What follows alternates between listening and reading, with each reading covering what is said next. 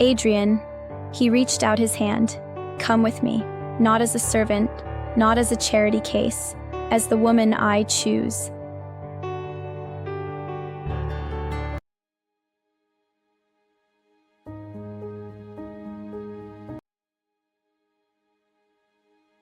Liana sat quietly in the prince's car as they approached the palace gates. Her hands trembled on her lap. Her heart raced. She had never imagined stepping into a place like this again, not after the humiliation she faced. But Adrian held her hand gently. Whatever happens today, you're not alone. She nodded, though fear still clouded her eyes.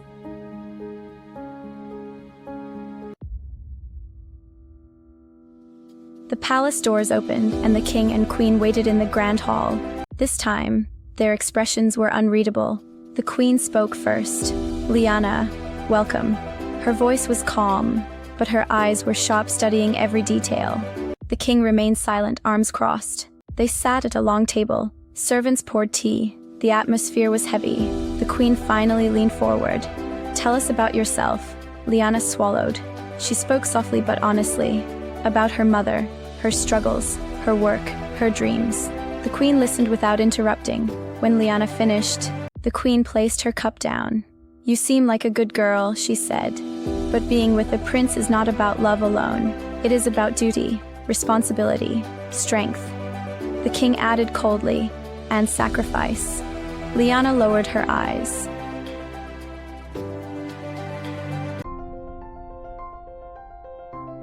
The queen stood.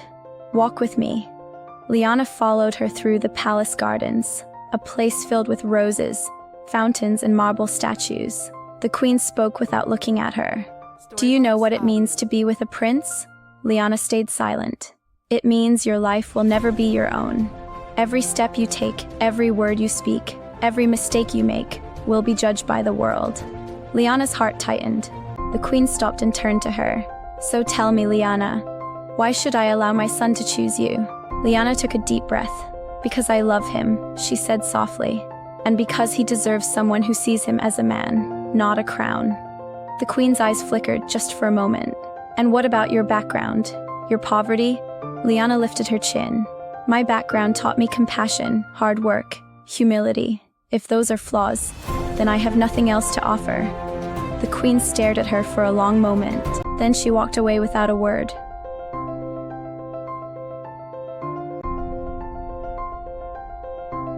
Meanwhile, Adrian faced his father in the royal study. You're making a mistake, the king said firmly.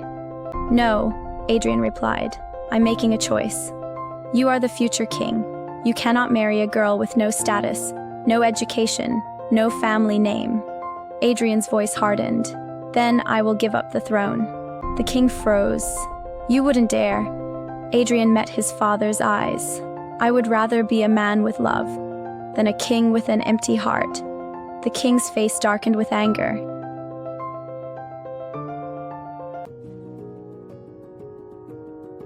When Liana returned from the garden, she found Adrian waiting. What did she say? He asked. Nothing, Liana whispered. I don't think she accepts me.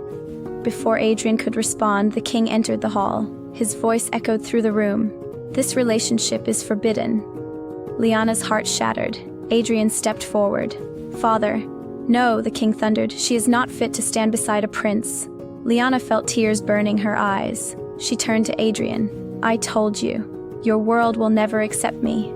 She ran out of the hall. Adrian tried to follow, but the king blocked his path. You will obey your family. Adrian clenched his jaw. No, not this time. He pushed past his father and ran after her.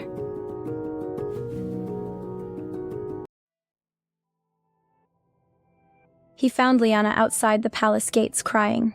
Liana, please. She shook her head. I can't do this. I can't fight your family. I can't fight your world. You don't have to, he said desperately. I'll fight for us. She stepped back. And lose everything? I won't let you. Liana, she wiped her tears. Goodbye, Adrian. And she walked away, leaving the prince standing alone in the cold night.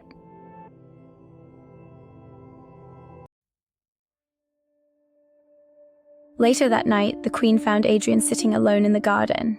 You love her, she said quietly. He didn't look up. With all my heart. The queen sighed. Then we must find a way. Adrian lifted his head slowly. Mother, she nodded. But your father, he will not bend easily. Adrian stood. Then I will.